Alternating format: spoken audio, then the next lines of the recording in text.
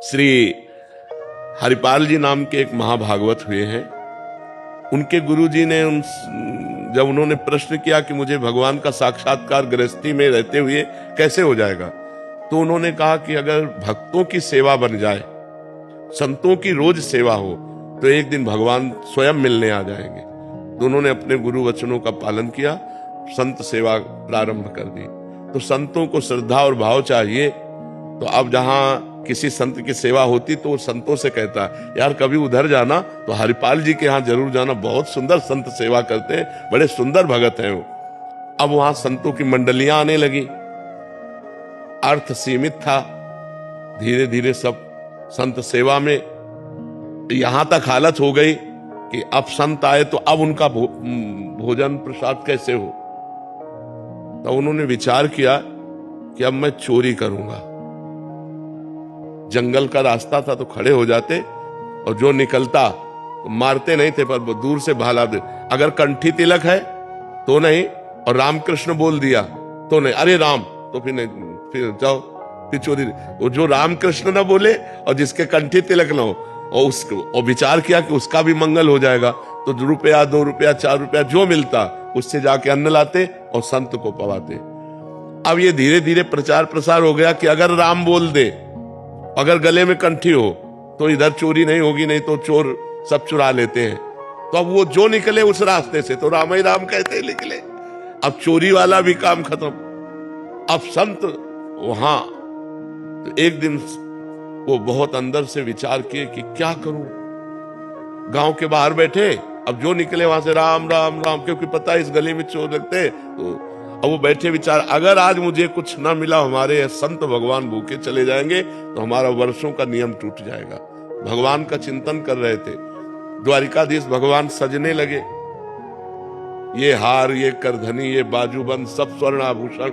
रुक्मिणी जी ने कहा, प्रभु आज कहीं जा रहे हो क्या? बोले एक विचित्र भक्त है, उसके दर्शन देने जा रहे हैं। तो कहा, प्रभु हम भी चलेंगे आपको? बोले जरूर चलो, पर पूरा श्रृंगार कर लो। रुक्मिणी जी ने भी पूरा श्रृंगार किया, भक्तमाल जी में चरित्र है, पूरा श्रृंगार किया रुक्मिणी जी ने भी। पर कहा, देखो नाराज मत होना, हमारा भक्त विचित्र है, और कोई भागवतिक चिन्ह नहीं, कोई तिलक नहीं, कोई कंठी नहीं, और परस्पर व्यापार की चर्चा करनी है। रुक्मिणी जी ने कहा, ऐसा कौन भक्त की भगवान की चर्चा नहीं कर ली, तो कंठी तिलक नहीं, कोई भागवतिक चिन्ह नहीं, बस संसारिक वार्ता करनी।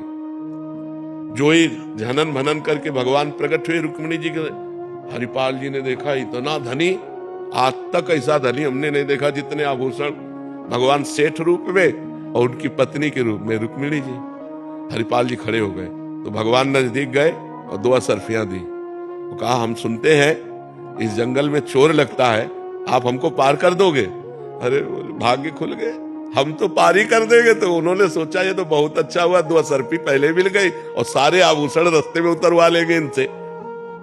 बीच रास्ते में जब जंगल में पहुंचे तो भाला उठाया और भगवान की तरफ किया, कहा सारे आभूषण उतारो।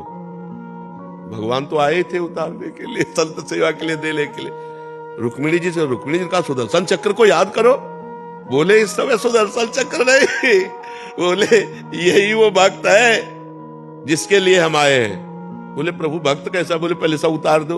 उतार, अब अंगूठी नहीं उतारे, तो उनका उतारो अंगूठी, इससे 5 संतों का भोजन होगा। तो भगवान ने कहा, समझती हो, अपना सर्वस्व संतों को लुटा करके, और जो धर्म विमुख जन है उनका धन लेकर संतों की सेवा में लगाते थे। तो अब जब ये बातें होने लगी तो हरिपाल जी चौंक गए। तो उनका, तुम चिंता मत करो, तुम जिसको इष्ट मानते हो वही मैं तुम्हारा इष्ट हूं।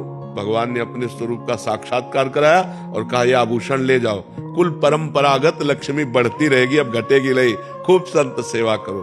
तो गृहस्थी में यदि संत सेवा हो जाए तो भगवान चलकर आकर दर्शन देंगे किसी न किसी रूप में, इसमें कोई संशय नहीं, पर है कठिन।